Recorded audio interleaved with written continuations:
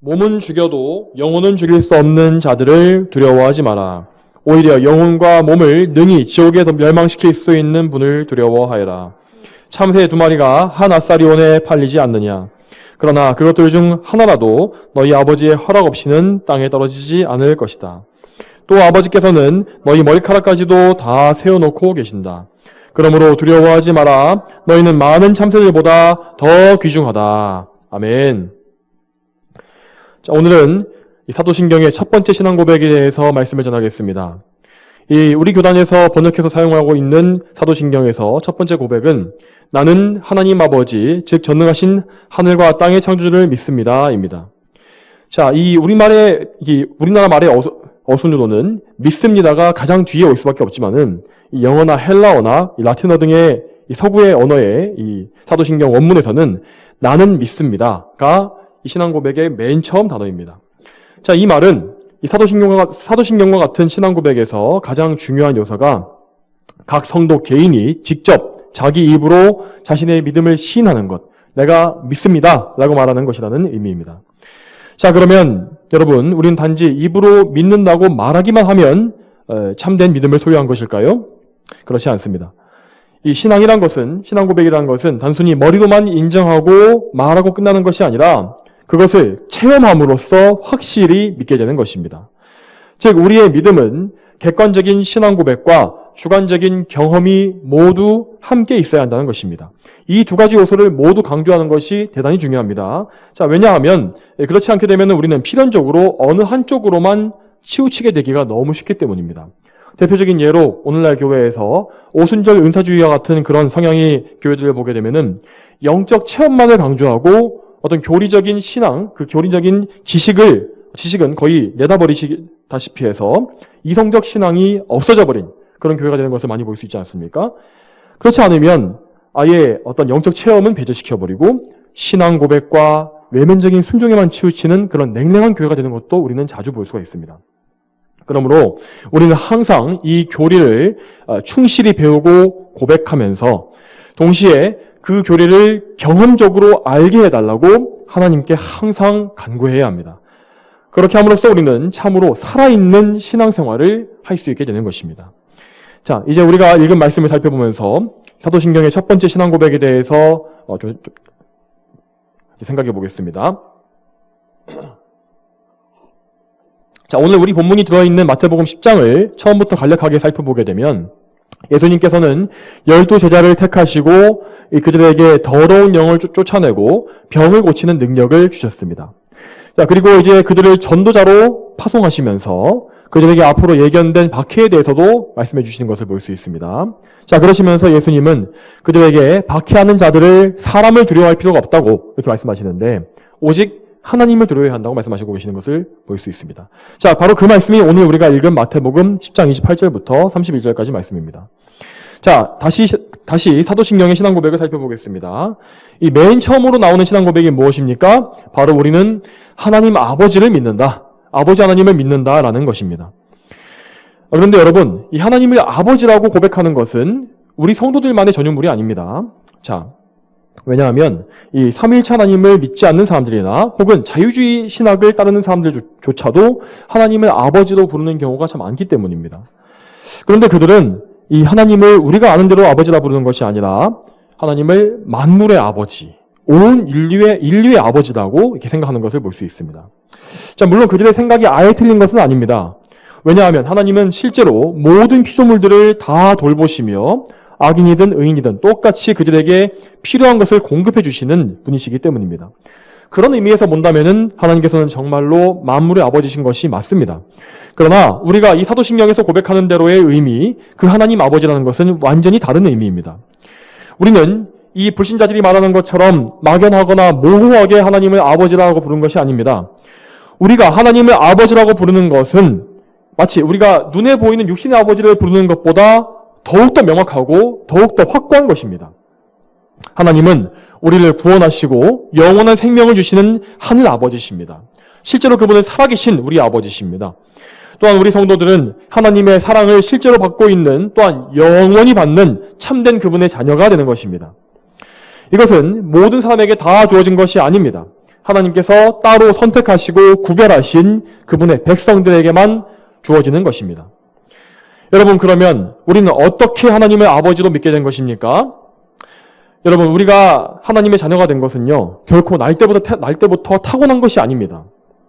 우리는 태어날 때부터 죄인이었고 하나님과 단절된 원수로서 인생을 시작한 것을 여러분 다 아시지 않습니까? 그러나 하나님께서는 이미 영원 전에, 우리가 태어나기 한참 전에 우리를 이미 자녀 삼으시기 위하여 예정해 놓으셨기 때문에 그분께서 정하신 때가 되었을 때 우리를 부르시고 그분의 친아들 예수 그리스도를 구원자로 믿게 하신 것입니다. 하나님의 아들이신 예수님께서 우리의 모든 죄를 대신 속죄하셨고 또 우리의 의가 되어주시기 때문에 우리는 하나님 앞에 의롭다고 여김받고 비로소 그분의 자녀로 입양되게 된 것입니다. 원래 하나님의 원수였던 우리가 하나님의 양자로 받아들여지고 놀라운 신분의 변화를 경험하게 된 것입니다. 자, 원래 하나님의 자녀는 오직 하나님의 아들 예수님 한 분뿐이십니다. 그러나 하나님의 독생자 예수님 안에서 수없이 많은 죄인들이 하나님의 자녀로 입양되었고 하나님을 한 아버지로 모시는 한 가족이 된 것입니다. 여러분, 이러한 하나님 아버지의 사랑은 누가복음에 나오는 이 탕자의 비유를 통해서 좀 더 풍성하게 알 수가 있습니다. 자, 모든 하나님의 자녀들은 다 한때는 이 탕자와 같이 하나님을 떠나서 자기 마음대로 자기 죄악된 본성대로 살던 사람들이었습니다. 그러나 그가 자기 죄를 깨닫고 회개하여 아버지께 돌아와 엎드릴 때 사랑과 은혜가 풍성하신 하나님은 그 죄인을 용서하시고 자녀로 다시 받아주시는 것입니다. 누가복음 15장 20절에 아버지의 사랑에 대해서 이렇게 기록되어 있습니다. 아직도 거리가 멀었을 때에 아버지가 그를 보고 불쌍히 여겨 달려가 그의 목을 껴안고 그에게 입을 맞추었다. 그러므로 여러분, 이 말씀을 참으로 믿으신다면 하나님의 놀라운 부성애에 대해서 그분의 아버지의 사랑에 대해서 정말 깊이 생각하고 더 많이 아시기를 바랍니다. 여러분, 하나님은 결코 인색하거나 완고한 그런 고집센 아버지가 아니십니다. 혹은 우리를 괘씸하게 여기셔서 은혜를 이만큼 쌓아놓고도 베풀기를 싫어하는 그런 고약한 분이 아니시는 것을 여러분 아셔야 합니다. 그분은 우리를 용서하시고 구원하시기 위하여 그분의 하나뿐인 아들을 내어주신 분이십니다. 죽음을 맛보실 필요가 없으신 성자 하나님께서 우리와 똑같은 육신과 인성을 취하시고 우리 죄인들과 똑같은 죽음을 당하셨습니다. 아니, 오히려 우리 죄인들이 죽는 죽음보다 더욱더 비참하고 더욱더 끔찍하며 더욱더 저주받은 죽음을 죽으셨습니다. 여러분, 그러므로 여러분이 또다시 죄에 넘어졌더라도 그 예수님을 바라보시기 바랍니다. 여러분, 70번씩 7번 잘못하였더라도 회개한다면 받아줘야 한다고 말씀하신 분이 누구십니까? 바로 우리 주 예수님 아니십니까? 예수님께서 그렇게 말씀하시고 그 말씀을 어기시겠습니까? 결코 그렇지 않으실 것입니다. 그러면 우리가 하루에 정말 이렇게 여러 번 넘어지고 또 심지어 똑같은 죄를 짓고 하나님 앞에 다시 나갈지라도 예수님은 그 약속대로 우리를 받아주실 것입니다. 또한 우리가 우리의 죄를 회개하며 주님께 다 모든 죄를 맡길 때 예수님께서는 그분의 보혈로서 우리를 깨끗하게 하실 것이고 또한 다시 한번 아버지께로 데리고 가실 것이며 그 하나님 아버지께서도 크신 사랑과 용서로 그 변함없는 사랑으로 우리를 맞아주실 것입니다. 또한 여러분, 하나님의 아버지 되심은 단지 우리의 죄 용서와 영혼의 구원에만 한정된 것이 아니라는 사실을 여러분 또 기억하시기 바랍니다. 자, 오늘 읽은 말씀 중에서 30절에서 아버지께서는 너희 머리카락까지도 다 세워놓고 계신다라고 하시지 않았습니까? 자, 이 말씀은 하나님께서 우리의 가장 사소하고 작은 가장 일상적인 부분까지 모두 알고 계시며 세밀하게 인도하신다는 사실을 보여주는 것입니다. 하나님 아버지께서는 우리의 가장 중요하고 큰 문제인 구원에서부터 시작해서 정말 머리카락 하나 정도밖에 안 되는 이런 사소한 일까지도 관심을 가지시는 정말 세밀하시고도 좋은 아버지십니다. 여러분, 그러므로 우리는 정말로 우리의 생활에서 모든 것들을 아버지께 맡길 수가 있는 것입니다. 항상 아버지께서 나의 곁에서 나와 함께 하신다는 사실을 믿는 것. 그래서 무엇이든 하나님께 아뢰면 나의 모든 일을 하나님께서 인도하시고 필요를 공급해 주실 것이라고 진짜로 믿는 것, 이러한 믿음이 바로 하나님의 아버지로 믿는 살아있는 믿음인 것입니다.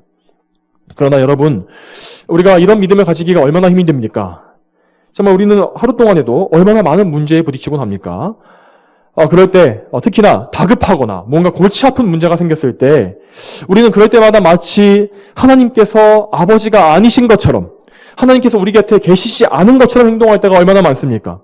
그냥 우리의 마음대로 행동하고 우리의 생각대로 행동하고 하나님께 아뢰지도 않고 심지어 하나님을 원망하는 그런 상황이 얼마나 많이 벌어집니까? 여러분, 이러한 생활의 순간순간 그런 사소한 것들을 그냥 넘어가지 마십시오.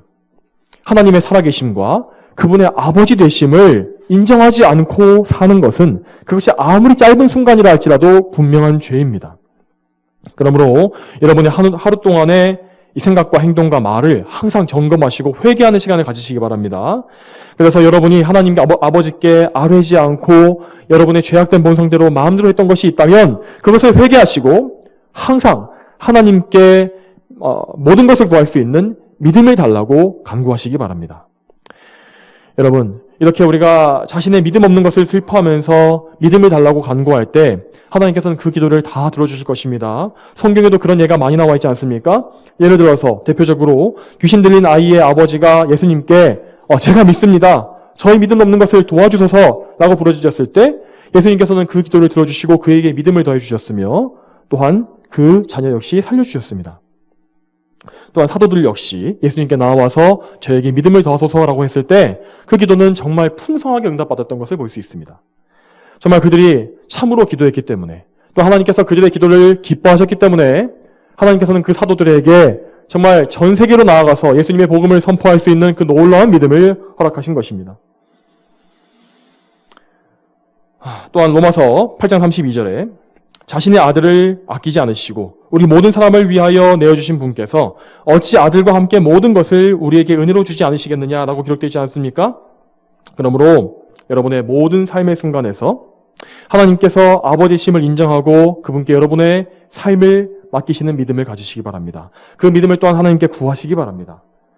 여러분, 우리가 이 믿음에 대한 확실한 더 큰 동기를 받기 위하여서는 항상 하나님 아버지와 동행하셨던 예수님의 삶을 생각하시기 바랍니다. 예수님께서 가장 바쁘신 순간, 정말 이 세상에서 가장 바쁘신 분이 바로 예수님이셨는데 그 예수님도 역시 그 바쁘신 중에도 반드시 시간을 따로 떼어서 그 바쁘신 중에 따로 시간을 떼어서 하나님께 나아가시고 하나님과 교제하시고 그분께 모든 것을 구하시며 받으셨던 것을 여러분 다 보셨지 않습니까? 여러분, 이러한 믿음을 본받으십시오.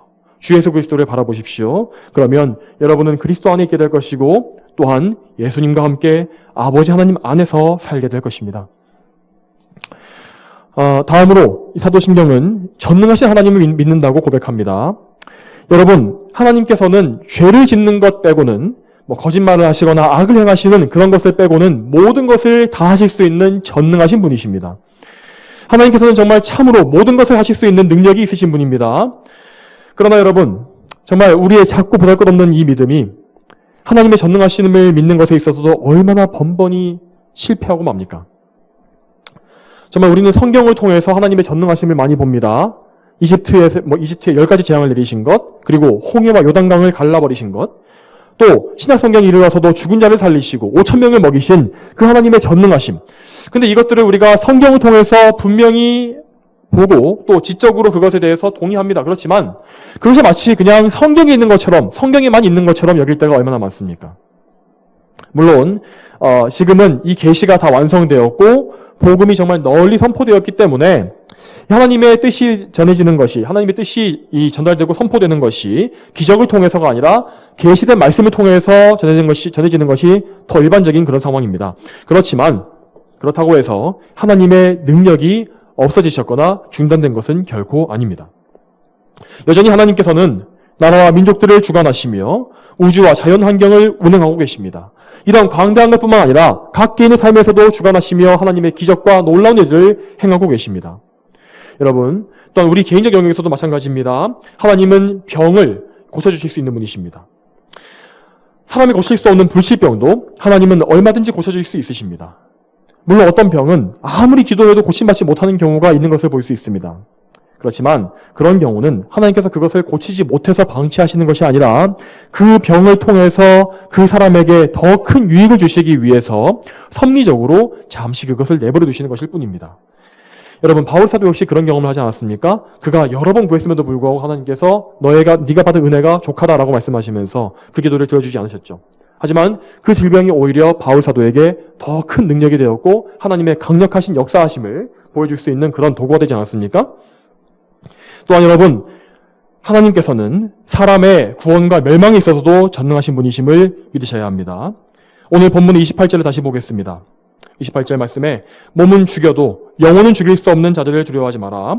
오히려 영혼과 몸을 능히 지옥에 멸망시킬 수 있는 분을 두려워하여라. 하나님께서는 아무리 더럽고 악한 죄인이라도, 아무리 큰 죄인이라도 변화시키셔서 예수님을 믿게 하실 수 있고 죄에서 자유를 얻게 하실 수 있는 전능하신 분이십니다. 또한 하나님은 이 세상에서 아무리 큰 권력과 부를 누리는 좀 힘센 사람이라고 해도 그의 죄악대로 그를 심판하시고 그를 집어서 멸망에 던지실 수 있는 또한 전능하신 분이십니다. 하나님은 단지 몸만 죽일 수 있는 사람과 같지 않으십니다. 몸과 영혼을 능히 구원도 하시고 멸망에 던질 수도 있으신 두려운 분입니다. 그러므로 우리는 이 말씀대로 오직 하나님만을 두려워해야 하는 것입니다. 여러분, 특히 우리 성도들은 고난 가운데에서, 어려움 가운데에서 하나님의 전능하심을 더욱더 확실하게 기억하고 의지해야 합니다. 여러분, 물론 신앙과 관계없이 겪는 모든 어려움과 고통 속에서도 하나님의 능력에 의지해야 합니다. 그것은 당연한 일입니다. 그러나 무엇보다 우리가 신앙으로 인해 당하는 박해와 환난 속에서 우리는 더욱더 하나님의 전능하심을 기억하고 위로를 받아야 하는 것입니다. 자, 오늘 읽은 본문 말씀은 우리 성도들이 박해를 받을 때 전능하신 하나님만을 두려워하는 믿음을 가져야 한다는 의미라고 했습니다. 우리는 성경 속에서 이러한 담대한 믿음을 수없이 많이 발견할 수 있는 것을 볼 수 있습니다. 대표적으로 다니엘의 세 친구들을 생각해 보시기 바랍니다. 뜨겁게 불타는 풀무불과 느부갓네살 왕의 협박 앞에서도 그들은 마치 왕이 자기 앞에 없는 것처럼 행동하지 않았습니까? 그들은 정말 어리고 그 젊은 청년에 불과했습니다. 그렇지만 세상에서 가장 강력한 통치자 앞에서 담대하게 말했습니다. 느부갓네살이시여, 우리가 이 일에 대해 왕께 대답할 필요가 없습니다. 만일 그렇게 된다면 왕이시여, 우리가 섬기는 우리의 하나님께서 맹렬히 불타는 용광로에서 우리를 구해내실 것이고 또 왕의 손에서도 구해주실 것입니다. 만일 그렇게 하지 않으실지라도 왕이시여, 우리는 왕의 신들을 섬기지도 않고 왕께서 세우신 금 형상에게 경배하지 않을 줄을 아십시오.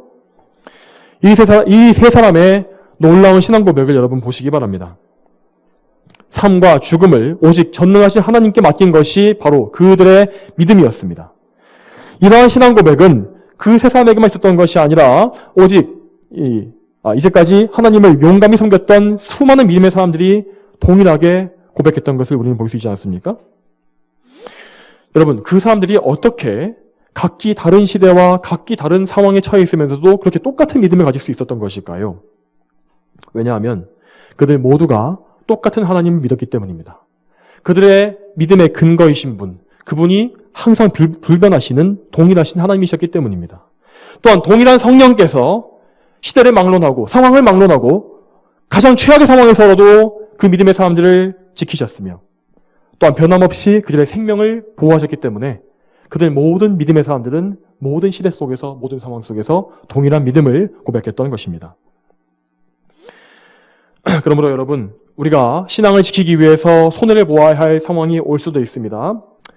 아니, 정말 참된 성도라면 일생 중에서 신앙 때문에 손해를 봐야 될 일이 반드시 생기게 되어 있습니다. 그렇지만 두려워할 필요는 없습니다. 항상 전능하신 하나님께서 우리의 생명을 보호하시고 우리를 인도하고 계시기 때문입니다. 여러분, 설령 우리가 이 땅에서 많은 것을 잃게 된다고 해도 그것이 무엇이든 간에 하나님 앞에서 그것은 아주 작고 사소한 것을 잃는 것에 불과합니다. 그래서 하나님께서 무책임한 분이셔서가 아니라 하나님께서는 앞으로 장차 더욱더 놀랍고 큰 것을 우리에게 주실 것이기 때문입니다. 참으로 하나님께서는 우리가 잃어버린 것들을, 이 땅에서 잃어버린 그런 사소한 것들을 아주 작은 것이라 할지라도 다 기억하고 계십니다. 그래서 그분은 우리에게 더욱더 놀라운 것들로 갚아주시는 분이심을 여러분 믿으시기 바랍니다. 하나님은 장차 하늘에서 영원히 변치 않을 상급과 놀라운 영광을 그분의 성도들에게 주실 것입니다. 누가복음 18장 29절과 30절에 예수님께서 약속하셨지 않습니까? 내가 진정으로 너희에게 말한다. 하나님 나라를 위하여 집이나 아내나 형제들이나 부모나 자녀들을 버린 자는 이 세대에 여러 배를 받지 못할 자가 없고 오는 시대에 영생을 받지 못할 자가 없다. 여러분, 그러므로 전능하신 하나님을 항상 신뢰하십시오. 전능하신 하나님을 믿는 그 믿음은 결코 손해가 나는 법이 없습니다. 우리가 천국에 올라가게 되면 그곳에서는 정말 이 세상에서 우리가 받았던 모든 박해와 환난을 기억도 하지 않게 될 것입니다. 오히려 우리가 박해받으면서 이 땅에서 믿음이 약해져서 근심하거나 염려했던 것들, 그런 것들이 참 쓸데없었던 일이구나 라고 생각하게 될 것입니다. 왜냐하면 하나님께서 천국에서 모든 것을 은혜와 공평함 가운데 다 갚아주실 것이기 때문입니다. 자, 마지막으로 사도신경은 하나님 아버지를 하늘과 땅의 창조주라고 고백하는 것을 볼 수 있습니다. 자, 우리가 오늘 읽은 마태복음 말씀에는 하나님의 창조에 대한 언급이 정확하게 구체적으로 나오지는 않습니다. 그러나 29절을 보게 되면 하나님의 창조하심이라는 이 교리에 대한 단서를 찾아볼 수는 있습니다. 참새 2마리가 한 아사리원에 팔리지 않느냐. 그러나 그것들 중 하나라도 너희 아버지의 허락 없이는 땅에 떨어지지 않을 것이다. 여러분, 하나님께서는 이 세상의 가장 미약한 생물까지도 말씀으로 다 창조하신 분이십니다. 참새든 비둘기든 또 백로든 가장 큰 독수리이든 간에 그런 새들도 하나님께서 하나하나 구별되게 창조하신 것입니다. 또한 하나님은 그렇게 창조하신 모든 피조물들을 가장 작은 것에서부터 큰 것까지도 다 주관하시고 섭리하시는 정말로 전능하신 분이십니다. 그런데 이 17세기부터 18세기쯤에 계몽주의 철학자들은 이신론이라는 것을 믿었습니다. 이신론. 자, 근데 이 사상은 하나님께서 천지를 창조하신 후에 더 이상 섭리하시거나 주관하지 않으시고 그냥 그 원래 되어 있던 질서대로 돌아가도록 그냥 내버려 두신 것이다 라는 그런 사상입니다. 마치 시계장인이 시계를 만들고 태엽을 감아놓은 후에 책상에 놓고 그냥 구경을 하는 것처럼 하나님 역시 세상을 창조하신 후에 그냥 보고만 계신다 라는 것이 그들의 사상인 것이었습니다. 자, 그들은 사실은 자신의 죄악된 본성을 따라서 사실은 하나님의 존재 자체를 부정하고 싶었던 것입니다. 그렇지만 그들이 처해 있던 시대적 상황 때문에 아직까지는 교회에 어떤 힘이 있고 대부분 사람들이 하나님을 인정하는 그런 시대적 상황 때문에 차마 그렇게 하지는 못하고 하나님의 섭리와 통치만을 부정하는 사상을 주창했던 것입니다. 그러나 여러분, 오늘 읽은 짧은 말씀만 보아도 그들이 얼마나 어리석은 생각을 한 것인지가 드러나지 않습니까? 굳이 우리가 행성과 별들의 움직임과 같은 대규모의 섭리를 제외하고서라도 하나님은 정말 참새 한 마리가 떨어져 죽는 것이나 들의 백합화가 아름답게 피어나는 이런 아주 사소한 것까지도 다 주관하고 계시는 것을 여러분 믿으시기 바랍니다. 여러분, 그러므로 우리는 하나님께서 지으신 세상을 바라볼 때에 하나님의 아름다운 성품과 그분의 전능하심을 찬양해야 합니다. 그분의 지으신 만물을 볼 때에 우리의 마음속에 하나님을 향한 경탄과 놀라움과 감사함이 가득 차야 하는 것입니다. 이 세상 사람들은 하나님을 모르기 때문에 자연 자체에 대해서 경탄하고 그것을 숭배하는 마음을 가집니다. 그래서 사람들이 자연에 대해서 말할 때 대자연이라 말하지 않습니까? 하지만 그런 말은 잘못된 것입니다. 여러분, 그런데 지금 온 세상은 하나님은 없다고 말하면서 아까 말씀드렸듯이 자연 환경을 숭배하는, 뭔가 자연 환경에 우리 인간의 모든 운명이 달려있는 것처럼 그렇게 숭배하는 그런 어리석은 불신앙으로 빠져가고 있는 것을 여러분 볼 수 있습니다. 그렇지만 여러분, 온 세상 사람들이 다 그런 잘못된 생각을 가진다 할지라도 우리 성도들은 이런 불신앙의 사상을 모두 다 무시해버리고 오직 하나님께서 온 세상을 창조하셨고 다스리시며 반드시 그분께서 이 세상에 마침표를 찍으시고 닫으실 것이다 라는 그 믿음을 항상 용감하게 말할 수 있어야 합니다. 우리 인간이 아무리 이 세상을 파괴한다고 할지라도 이 세상이 끝나는 것이 아닙니다, 여러분. 그 사실을 확실하게 아셔야 합니다. 그래서 자꾸만 사람들이 우리가 뭔가 이 지구를 남용하고 뭔가 이 자연을 파괴하게 되면 마치 이 지구가 끝나버릴 것처럼, 인류가 멸망할 것처럼 말하는데 그것은 여러분 거짓말입니다. 이 인류의 마침표를 찍으시고 온 세상에 종말을 가져오실 분은 하나님이십니다. 그분께서 만물을 시작하셨듯이 만물을 마치실 것이기 때문입니다. 또한 여러분, 우리는 하나님의 창조에 대해서 믿을 때에 나 자신, 우리 개인의 창조하신 것에 대해서도 정말 굳세게 믿어야 합니다. 하나님께서는 내가 세상에 태어나기도 전에, 생겨나기도 전에 이미 나를 계획하셨고 알고 계셨습니다. 우리의 이름을 한 명 한 명 다 알고 계셨습니다. 그리고 마침내 우리가 어머니의 태중에 시작되었을 때에 하나님께서는 여러분의 뼈와 장기를 짜맞추시고 한 인격체로서 조성하실 것입니다. 하나님께서는 여러분의 태어남과 성장을 다 주관하셨고 지금도 여러분과 함께하고 계시며 앞으로 살아갈 길과 마침내 죽음으로 일생을 마칠 때까지도 여러분의 창조주요 주인으로서 책임 있게 여러분을 돌보아 주실 것입니다. 여러분을 그냥 버려두지 않으실 것이라는 말씀입니다. 여러분, 이 사실을 여러분은, 우리 자신은 반드시 믿어야 합니다. 또한 여러분, 하나님께서는 우리 인간들의, 우리들의 첫 출생뿐만 아니라 우리의 신생, 영적인 거듭남에 대해서도 주관하시는 분이심을 여러분 믿으시기 바랍니다. 여러분, 물론 거듭날 때 우리가 뭔가 다른 사람이 되는 것은 아닙니다. 그렇지만 영적으로 우리는 신생하게 되고 성경의 말씀처럼 새로운 피조물이 되는 것을 우리는 볼 수 있습니다. 여러분, 이처럼 우리를 거듭나게 하신 분, 정말 성령 하나님의 알 수 없는 그 역사와 능력으로 우리를 거듭나게 하사 새 피조물이 되게 하시고 하나님을 기뻐하는 하나님의 백성으로 삼으신 분이 누구십니까? 바로 우리 창조주 하나님이십니다. 또한 여러분, 예수님께서 장차 이 세상에 다시 오실 때에 우리에게 이 썩어질 몸이 아니라 영광스러운 부활의 몸을 주실 분이 또 누구십니까? 바로 우리의 창조주 하나님이십니다. 그 하나님께서 우리의 부활의 몸도 창조하실 것입니다. 그러므로 우리는 우리 자신의 구원과 영원한 생명에 대해서, 개인적인 이 구원에 대해서도 창조주 하나님을 굳게 신뢰해야 합니다. 또한 여러분, 우리는 개인적인 구원뿐만 아니라 이 전 세계에 대한 종말, 전 세계적인 구원론에 대해서도 우리 창조주 하나님을 믿어야만 합니다. 여러분, 아까 말씀드렸듯이 지금 우리가 살아가고 있는 이 세상을 창조하신 하나님께서는 정해진 때가 되면 이 첫 세상의 마침표를 찍으실 것입니다. 그렇게 되면 이 세상은 온데간데 없이 사라질 것이고 하나님께서 새롭게 만드신 새하늘과 새 땅이 임할 것이라고 성경에 기록되어 있습니다. 그 새하늘과 새 땅에는 새 땅은 죄로 가득한 이 세상과 결코 같지 않을 것입니다. 거기에는 죄와 사망이 없으며 마귀와 악령들의 공격이 없고 더 이상 슬픔과 질병도 없고 근심도 없고 걱정도 없으며 탄식도 없게 될 것입니다. 눈물도 없게 될 것입니다. 주님께서 우리 성도들의 눈에 있는 눈물을 닦아주실 것이고 영원한 기쁨과 영광을 그 자리에 채워주실 것입니다. 이 좋은 천국과 새하늘과 새 땅, 새 예루살렘을, 그 성읍을 지으실 창조주가 누구십니까? 바로 창조주 하나님이십니다.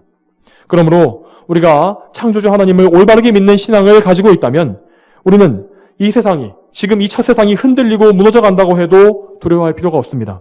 세상에 난리의 소문이 퍼져나가고 전쟁이 벌어지며 정말 천만인이 우리를 둘러싸 진친다 할지라도 우리는 두려워할 필요가 없는 것입니다. 왜냐하면 이 세상이 무너지고 우리가 이 세상에서 망한다 할지라도 하나님께서는 새하늘과 새 땅에 우리를 반드시 들이실 것이고 거기에 영원히 굳세게 굳건히 살게 하실 것이기 때문입니다. 여러분, 이제 말씀을 맺겠습니다. 성도 여러분, 이 사도신경의 첫 신앙 고백은 특히 오늘날 이 세상에 정말로 중요합니다. 왜냐하면 이 수백 년 전 과거의 사람들은 이 하나님께서 살아계시고 그분이 천지를 창조하셨다는 그 사실만큼은 다들 믿었기 때문입니다. 대부분 사람들이 어쨌든 간에 하나님께서 살아계시고 그분이 창조자시다, 지금도 계신다라는 것은 믿었습니다. 그런 전제를 가진 사람들에게는 하나님의 존재에 대해서 굳이 말하지 않더라도 곧바로 예수님에 대해서 전하는 것이 효과를 볼 수가 있었습니다. 그러나 지금 세상이 어떻습니까? 지금 세상은 유물론과 과학 만능주의, 무신론이 팽배한 그런 상황이 아닙니까? 이런 세상에서는 하나님의 살아계심을 인정하는 사람이 그런 사람보다 훨씬 더 적은 것이 사실입니다. 또한 이런 현상은 앞으로 점점 더 심각해질 것입니다. 여러분, 요즘 10대에서 20대 정도 되는 젊은 세대가 아예 종교에 대해서 관심이 없다고 말하지 않습니까? 그들은 기독교도 말할 것도 없고 불교든지 이슬람교든지 아예 종교 자체에 관심이 없습니다. 그 말이 무슨 말이냐면은 그들은 아예 어떤 신의 존재, 절대자의 존재, 하나님의 존재 자체를 아예 인정하지 않고 믿지 않고 아예 생각도 하지 않는다는 말입니다. 마치 그냥 사람이 원래부터 그냥 물질로만 존재하는 것처럼, 그들의 영혼이 없는 것처럼 영혼에 대해서도 무지하고 어두워지며 하나님에 대해서 아예 감각이 없어지는 세대라는 것입니다. 그런 세대가 앞으로 성장해서 이 사회의 주도적인 세력이 됐을 때 이 세상에서 복음을 전하는 것이 얼마나 어렵겠습니까?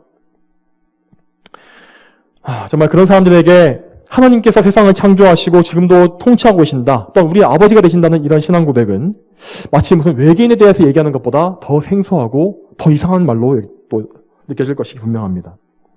여러분, 그렇지만 우리는 이런 세상 속에서라도 우리 성부 하나님, 이 사도신경의 신앙 고백을 굳게 지켜야 합니다.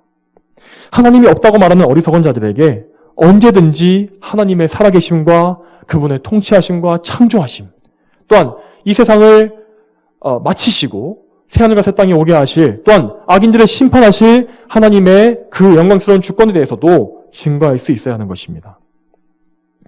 이렇게 우리가 정말 영적으로 준비되고 우리의 지성적인 면에서도 이성적으로 불신자들에게 하나님에 대해서 증거할 준비가 우리에게 항상 되어 있어야 하는 것입니다. 그러기 위해서 우리는 이 사도신경과 같은 신앙 고백을 공부하고 말씀을 듣는 것입니다.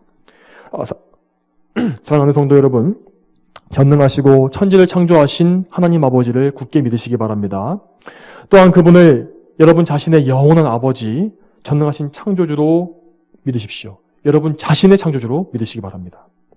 저와 여러분이 이렇게 하나님 아버지를 온전히 믿는 믿음으로 이 세상을 살며 또한 저 천국에 올라가서 영원히 하나님 아버지를 찬양할 수 있기를 또한 소망합니다. 다 함께 기도하겠습니다. 거룩하신 아버지 하나님, 오늘도 오후 예배, 이 거룩한 예배 시간에 사도신경의 첫 번째 신앙 고백, 우리 성부 하나님에 대한 우리가 믿는 바를 또 배우게 하시니 감사드립니다. 하나님 아버지, 참으로 정말 하나님께서는 이 세상의 모든 것을 창조하고 지금도 주관하시며 또한 이 창조하신 세계를 언젠가는 닫으실 것이고 또한 새롭게 올 그 새하늘과 새 땅이 오게 하실 것임을 저희는 믿습니다. 하나님, 저희가 참으로 그러므로 우리 창조주여 아버지이신 전능하신 하나님을 믿게 해주시옵소서. 이 신앙 고백이 그저 입으로만 동의하는 것이 아니라 저희의 정말 개인적인 창조주요 전능하신 아버지로 우리가 믿을 수 있도록 도와주시길 원합니다. 우리의 삶 속에서 가장 내밀하게 우리를 주관하시고 섭리하시는 하나님의 그 주권과 통치하심을 믿고 경험할 수 있도록 도와주시길 원합니다. 그래서 우리가 이 험악한 세상 가운데 점점 더 하나님을 모른다는 자들이 많아지고 있는 이런 시대 가운데에서 끝까지 믿음을 지키며 박해와 환난 속에서도 하나님을 의지할 수 있는 그런 신앙인으로 굳게 설 수 있도록 도와주시옵소서. 감사드리며 예수님의 이름으로 기도 올렸습니다. 아멘.